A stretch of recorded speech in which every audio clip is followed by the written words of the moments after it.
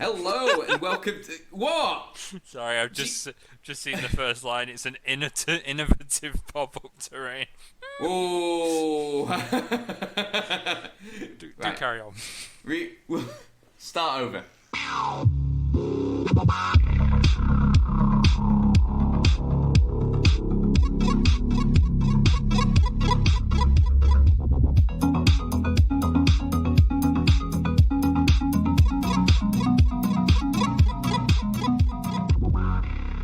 Hello and welcome to the Unlucky Frog Gaming Podcast. You are joined by your two usual hosts here, Tom Mannering. Hello. And myself, Josh Harley. Tom Mannering's pseudonym this week is I Need a Bath. You do need a bath. No, oh, shut up, you. How have you been? I'm alright, thank you very much. Yeah, I was a bit unwell at the start of the week, but I'm fighting. Well, I'm not fighting. I've never been fighting fit. I'm functional. Yes. Again. But yeah, I'm good to go. Good. Once more, which is nice. I got that nice little, when you get ill and like it's kind of rough for a few days, but then you feel yourself getting better, and like just that period of feeling like you're getting better is like you've never felt that good before in your life, even though you're arguably worse than you would normally be. The thing I always get when I'm ill, it's normally like if I've got a really bad cold and I'm just so bunged up, I'll just think to myself, I am never going to take breathing normally for granted ever again. And then I forget all about the experience like, in a matter of days. Yeah, and take it for granted immediately. Yeah. No, that's exactly it. And that's kind of where I'm at the moment, which is it's not a bad place to be at, to be fair. Cool. It's better than the alternative, but I'm good. How are you? Yeah, I'm grand, thank you. I'm grand. We have just finished recording our bonus episode. We have. So if you haven't checked that out already, go listen to it. Tom reviews the Vox Machina novel that has recently come out from Critical Role. Yeah, Kith and Kin. Go and check it out and buy the book if you haven't. Yeah. Spoilers. Maybe check out the review first, then buy the book. Spoilers. Tom liked it. So there we go. So no, I'm grand, thank you. I'm just trying to think what I've been up to since we last spoke. Gaming wise, I had guests over at my new house last night. I'm sorry to hear that. Wow. No, guests are a good thing, Tom. Okay. We celebrated this. What did you do with your guests? Yeah, we played Magic the Gathering Commander. Yay! Something new and exciting for you. Yeah. Hey, I like what I like, and that's fine. Did you win? I won one of the games, yeah. Okay. Yeah, I was mixing it up with different decks, and I won the game where I was playing with my Krenko, uber aggressive goblin deck. Well done. So, yeah. But it was Chris won the other two games, so it was it was good. And our pal Jace came over as well. He doesn't play Magic the Gathering, but we were saying we're all friends from sixth form and art college, and we were saying we were struggling to remember the last time the four of us were actually all hanging out together. So it was just a nice moment, Aww. Yeah. What a nice, pure moment. I'm not going to ruin in any way for once. Oh, thank you. Yeah, it's all right. I appreciate that. I'll let you have it. But yeah, that's otherwise. I've picked up some Black Friday deals today, gaming-wise as well. Yeah. I've got a discounted copy of Mysterium and Ticket to Ride Europe, so they'll be hopefully winging their way to me soon. Nice. So, I also made a Black Friday purchase, but mine was not gaming related. It was technology related. I got myself a new soundbar. Hey, excellent. I thought I saw that on sale. I'm not buying stuff at the moment because obviously I'm moving flat, and I'm like, it's just more stuff to move. But I was like, soundbar's fine. Soundbar's not that big. Yeah, I can live with that. Good stuff. It's been exciting for me. Cool. I don't really have much to talk about gaming-wise, to be honest. I've done a couple of role plays. Actually, I have one small thing I suppose I can quickly mention. On Sunday, this coming Sunday, the day this episode releases, in fact, I will be doing some in-person tabletop Pathfinder gaming for the first time in nearly 2 years. Yeah. Wow. Is this the finale? Yeah, this is the finale of Age's End. So I've all but finished And when this goes live, I hopefully will have finished all the preparation for it. Otherwise, I'm probably very stressed right about the time you're listening to this. And we'll be doing the finale in person. The last game I will run in this flat as well, so it's a bit of a bit of sentimental moment. sort of a first first and a send-off. last. Yeah. So that'll be bittersweet. But no, I'm really looking forward to it. Seeing people in person, gaming around the table. Yeah. My new house doesn't have a lot of gaming space. I've gone for something just a bit cozy because I'm not really running stuff at home at the moment. Yeah. So I've got enough room to play a board game, but I don't think I'll have enough room to run like proper full on 4x4 Warhammer or things. So I'll have to go elsewhere for those for a while. But yeah, it'll be nice to do a bit of gaming in house and enjoy. Yeah, you do have something else gaming related to talk about, because I have seen on Facebook that our mutual friend who has been painting your Gene Stealer cults for you has.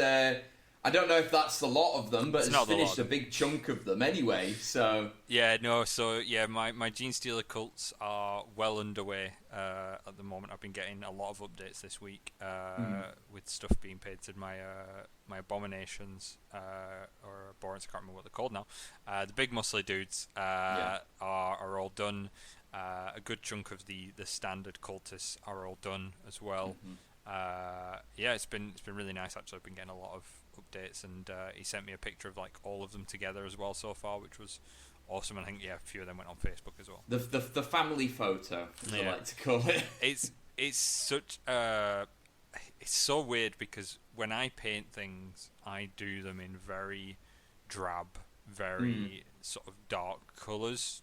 I just do. I don't know why. I just always have done. That's your style. Yeah, and like seeing Will's style is so different to mine. Like it's so bright, and like even though they're kind of gross, it's very vibrant. And part of it is the color scheme I picked, because I picked Twisted Helix, which is kind of a very light blue and orange, which is your classic Gene Stealer cults. But yeah, they're very, very bright, which is awesome. Like I'm super happy with how they're coming on, and I'm looking forward to seeing the collection finished. It's really good of him to paint them for me as well. So very grateful, very humbled. Excellent. Good to see you humbled. Shots fired. Moving on. We have a couple of things to talk about this week. First of all, a follow-up from our main topic of conversation in last week's episode. So if you haven't listened to that, go back, go listen to it. Basically, this is regarding an incident where a competitor at a Warhammer 40,000 tournament was wearing Nazi symbology. We share all of our thoughts on the whole thing on that episode, so I'd encourage you all to just hit pause, go listen to last week's episode if you haven't done already. Now, and I said this in the show notes because the day after we recorded that episode, Games Workshop actually, whilst the statement doesn't explicitly reference this particular event, it's pretty obviously related to it. Exactly right. Yeah. So we're gonna link that below, but I'm just gonna get some snippets from the statement. I'm just gonna read them verbatim, and then we'll share our thoughts. So here goes. There are no goodies in the Warhammer 40,000 universe. None. Especially not the Imperium of Man. The Imperium of Man stands as a cautionary tale of what could happen should the very worst of humanity's lust for power and extreme, unyielding xenophobia set in. Like so many aspects of Warhammer 40,000, the Imperium of Man is satirical. For clarity, satire is the use of humour, irony or exaggeration displaying people's vices or a system's flaws for scorn, derision and ridicule. Something doesn't have to be wacky or laugh out loud funny to be satire.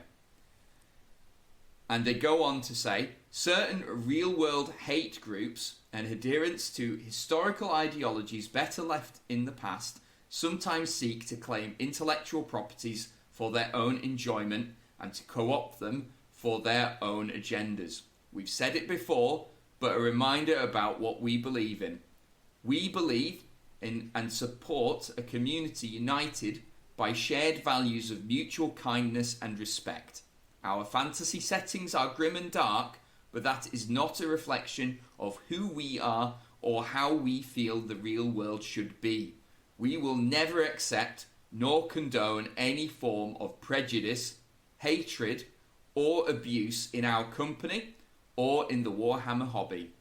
If you come to a Games Workshop event or store and behave to the contrary, including wearing the symbols of real-world hate groups, you will be asked to leave. We won't let you participate. We don't want your money. We don't want you in the Warhammer community. So, and it then goes on just to invite people, organisers of tournaments and clubs, to join them in that stance as well. So, you linked this to me the day it came out after we had recorded, but what are your thoughts on this, Tom? I both love it and hate it. I hate it that they've had to say it. Is the honest truth of it, but I love what they've said, and I think disregarding a lot of it, not that we should, but just sort of glancing over a lot of it, the thing that really kind of stands out to me, and that I'm going to commend Games Workshop for it, is the whole "we don't want you" thing. We don't want your money. We don't want your participation. Like, that is as much as it seems obvious, for a company to turn around and actively say we do not want your money is a ballsy thing to do. Even for hate groups, you're turning away the very thing that keeps your lights on, and it is a very marginal, it is a very small percentage of Games Workshop's fan base, as well it should be. It should be zero, but I think it's to their credit that they've taken such a hard stance. It's one thing to talk the talk and just say we don't encourage this kind of behaviour, we don't allow this kind of thing to events, but actually turn around and saying you won't participate, we don't want your money, and we don't want you in the community is a strong stance to take, and I do commend them for it. Yeah, absolutely. I really like the fact that it is absolutely unambiguous as to what they mean by this. If you are a member or you follow the beliefs of hate groups, you will be excluded from the business, from the hobby, from the community. I think I said on the day when you sent it over to me, it's a sorry state of affairs when a company has to say, see this thing that we make, which is clearly satire, this is indeed satire. This is not what we feel or what we mean. And the other thing I really like about the statement as well is that, inviting other organisations to join them, and I think this hopefully acts to really empower those communities, empower those event organisers to take a hard line and take a stance. And one of the things about the incident that happened in Spain was ultimately they were saying it would be against Spanish law for us to exclude this individual based on their beliefs. Well, now they've got some actual backing. It is an explicit policy of Games Workshop that these individuals are not included, so they can make reference to that now. I think they could have made reference to that previously, to be fair, but there we go. So the time was, it's a long time ago now, but the time was that Games Workshop didn't really support third-party events at all. They wouldn't sponsor them, they wouldn't give prize support, they wouldn't send staff to judge events and things like that the way they do nowadays. I remember when I worked for a private toy shop, this is going back 20 years probably, and we stocked Games Workshop events, and we planned a small tournament in a hotel across the road from the shop, and we had direct links to Games Workshop because we bought from them directly. They were supplied. We had a Games Workshop rep, and we said to them, could we get some support for this? Could we get prize support or even some promotional material or something? Yeah, we were flat out told no, we don't do that. and we had to kind of fund it ourselves and price support it ourselves, and that is a long time ago. But it's good to see that Games Workshop are not only now supporting these people in product and linking with them, but also supporting them in principle. In saying, not only do we want you to be part of the events that we do and encourage your events, but we want you to espouse the same values and behaviours that we're saying we support. And as I said on last week's episode, I do feel for the guys that had that happen at their event. They were stuck in a bit of a no-win situation to some degree because of the laws of their local area, and as we said, they're just a bunch of people running a club. They're not really. This is a little bit outside of their field of expertise. But I hope that people who do run events can draw from this statement, and maybe even just say, just be aware that all our events are in line with Games Workshop's statement, and refer to this, and then you've got at least you've got a point of reference. Yeah. It's like, I think, as you said, it's sad that they've even had to go out their way to make this statement in the first place, but what they're saying is really encouraging, and hopefully this nips some of this in the bud now, and we don't have to deal with this going for, well, the extent that we have to deal with this is turning people away rather than them playing legal limbo with us. So yeah, good on them all round, basically, on Games Workshop all round. It's so frustrating because this is slightly unrelated, but I was on a completely unrelated YouTube channel the other day, and the guy was not talking about Games Workshop. He was talking about something completely unrelated to the hobby, but he is interested in Games Workshop stuff. Yeah. And I just happened to glance at the comments, which is, to my own detriment. And there was so much hate towards Games Workshop, their prices, their tactics, their things. And now we have come on here and plenty of times we have condemned, especially me, has condemned Games Workshop for certain things. I don't like models, I don't like price increases, I don't like, the way they've released something, I don't like FOMO, crap like that. But when it counts with stuff like this, when it counts with stuff like paying their employees full wages during furlough, Games Workshop has shown on multiple occasions they're not a bad company. There's certainly a lot worse out there, let's face it. Yeah, they might, and I'm not saying, they should be celebrated universally, but I'm saying, as you say, there's a lot worse out there, and there's a lot of companies doing a lot less. You want to point fingers, you start looking at places like Blizzard.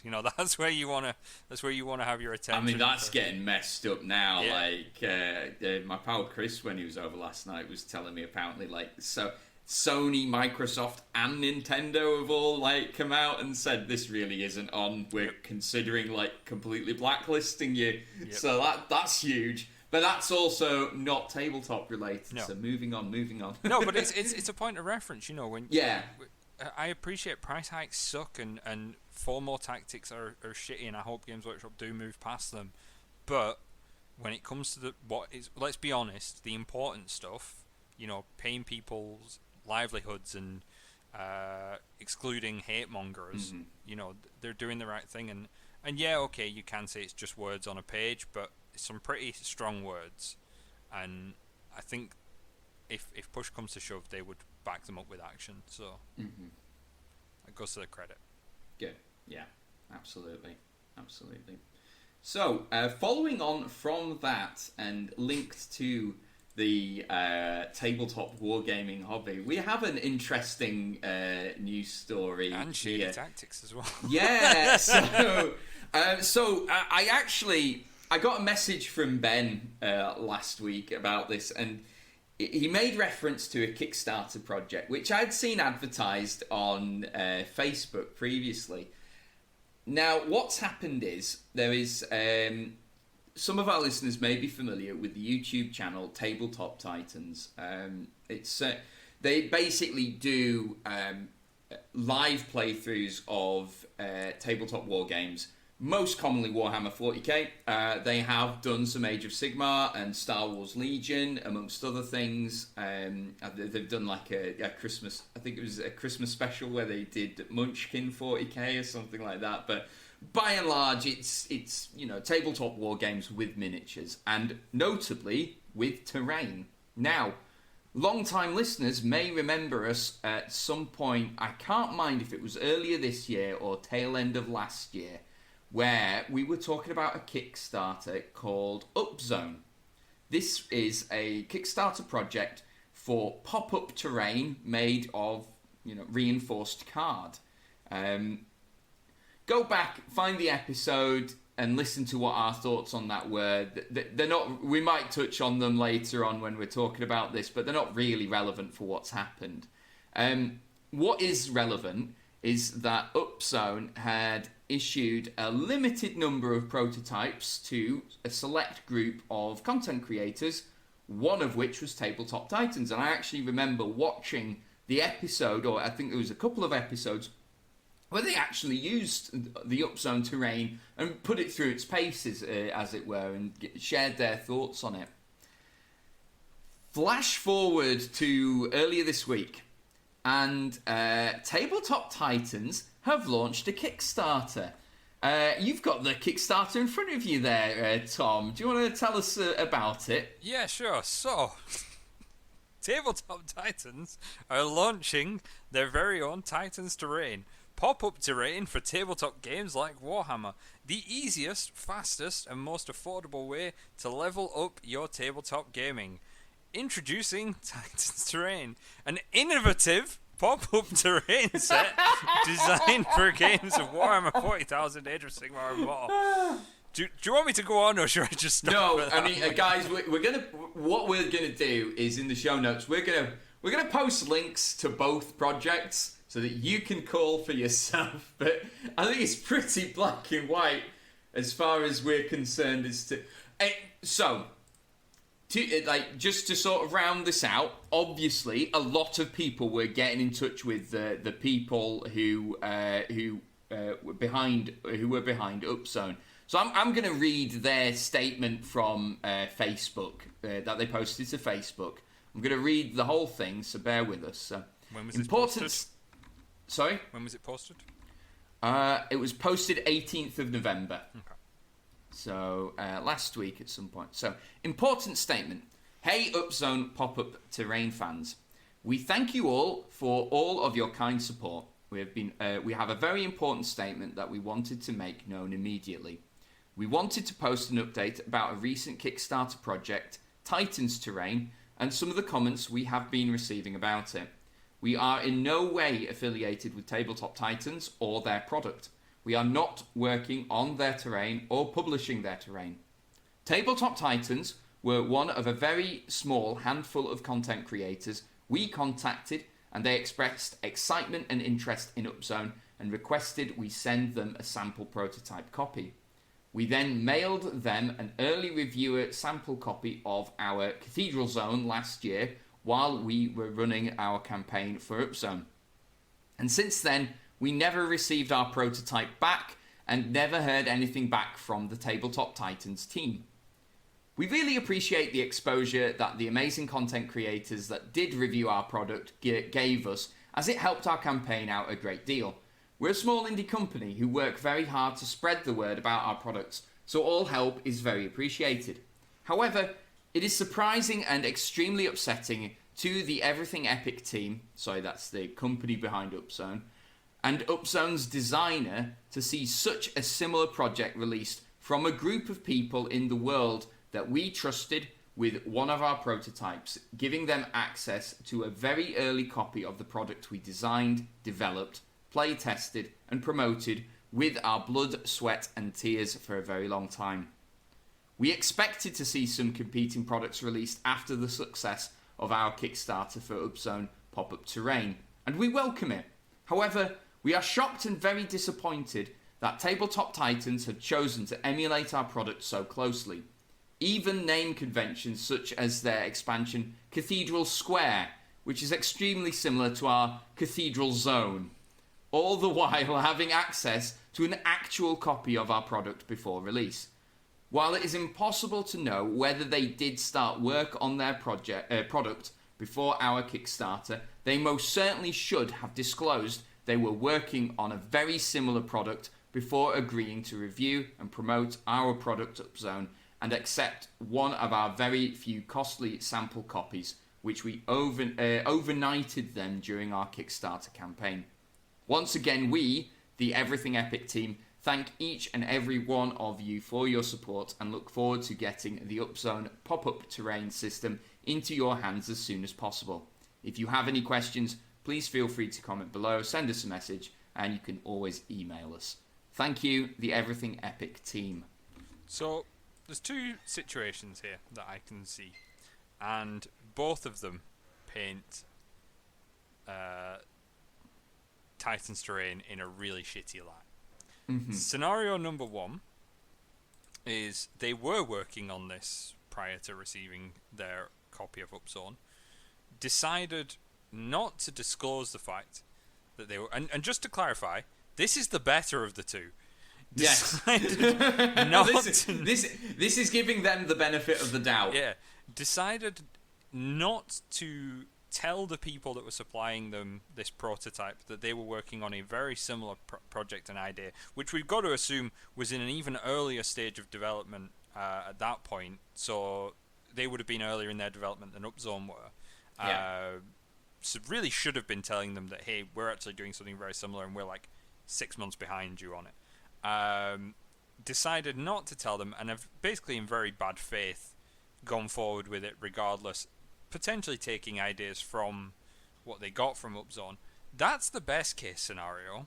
The worst case scenario, and what I suspect, although this is purely my opinion and is conjecture, is that they have seen this, realised there is profit to be made here, and have begun their own project off the back of it. Now, whether or not their project is better and has taken learnings from Upzone is a matter of debate and not something I can comment on because I don't have either to compare them. But even then, that is in bad faith. You know, it's just, especially when you are one of a small group of people that are given something to sample, and then you turn around and just do such like. I could not imagine doing this to someone. This to me is a deplorable thing to do to, especially to a small indie company as well. I understand they've had success and profit on Kickstarter, and more power to them for it. That's Upzone I'm talking about. Yes. Screw these guys, right? Just to be blunt on my opinion. But to then turn around and basically steal their idea, right? It's plagiarism, really. You can put a spin on it, you can improve it, you can make it slightly different, although Cathedral Zone to Cathedral Square is not really much of a difference. You know, I'll copy your homework, it'll be fine. Levels of, comparison. I just think this is bad practice. Like this, I don't know this group at all, but if I was a fan of theirs, I wouldn't be anymore. Yeah, and I suppose this is where I come in, because I certainly was a fan, albeit in the last few months I have not been watching anywhere near as much of their content as I had previously, just because moving a house takes up a lot of time. So but yeah, this is really disappointing from my point of view. I mean, part of the reason why I enjoyed their content so much was because these seem like genuinely good guys, and this is not a genuinely good guy thing to do at all. In any respect, in any scenario, spin. There's no way you can make this good for them. So Upzone acknowledged the fact that they were anticipating similar products coming out, and I think that was smart of them to anticipate that, right? It's funny reading the comment section underneath that statement, because everyone becomes like a copyright and patent lawyer, and is giving them their 2 cents of this is far too nowhere near specific enough. I have no idea whether legality what it is. My suspicion is that it is indeed like too generic to like try and patent or copyright or whatever. So they're not going to see if they have a stance, though, given the fact that they supplied them with a prototype. I suppose there's a degree of did they take any precautions? And I'm not pointing fingers at Upzone here by any stretch of the imagination. No. I'm just curious. Did they take any steps to protect their product? Well, this is it. I have no idea how patent law works. No, like, me neither. I've got a feeling like just trying to patent pop-up terrain for use for miniatures war games is going to be way too generic to actually stand. So, yeah, I think it was a safe assumption on their part that someone else was going to come along and do a very similar project, and probably from their point of view, that's fine. We've got there first. But for someone who, like, a group that have a big following online, they're one of the biggest, if not the biggest, Warhammer 40,000 channel on YouTube. Yeah. So they've got a lot of ears listening to them. So, you know, it's crap behavior. It really hurts your, like, and I'm going to sound a bit corporate here, but it just hurts your branding so much. You know, like, this is, I would love to be a fly on the wall in this room when this was discussed. Like, did someone sit there and go, do you know, we're really building up, like, a really good brand at the moment, you know, really generating a lot of positive interest. You know, we've had some companies come to us and supply us with things to test out and showcase, and we've got attention for them and attention for us. Do you know what we should really do? Let's just fuck them over. Let's just, like, publicly give it to them real hard and reap the rewards of that. Because that's what the discussion has to have been, right? Like, there's so many ways they could have gone about it. They could have gone like, "Oh, we really like this product. Why don't we, like, work together on something, and we can put our label on it, and you guys can make something for us." Like, you know? we really like what you've done here. We've got a really cool idea for, like, something you could do. Because I've looked at the two sets, and some of theirs do look visually distinct, right? Like, in how they actually look, because, you know, we've got a cool idea for, like, a set that could look like this. Could we maybe collaborate with you on that, and, like, we could sponsor it, and, you know, we could, you know, share the profits. I don't know how you set these kinds of things up, right? But you can share the profits. Come to some sort of business arrangement about it. And, you know, we'll continue to sponsor and promote it, and, you know, you'll have our name on it as well, and both sides win, and maybe we can do future collaborations as well off the back of that, you know. And there's a win-win situation here, but don't just try and come in underneath them and like, how could you not see this coming? Everybody knows. Like, it's so obvious. It's not subtle. You know, they could not be visually more similar if you actually tried in some areas. There are elements of theirs that are slightly different, but for the most part, you know, there's very recognizable similarities between both the concept and the application. Like, just, it's dumb. It's dumb. Don't cheat in a stupid, obvious way.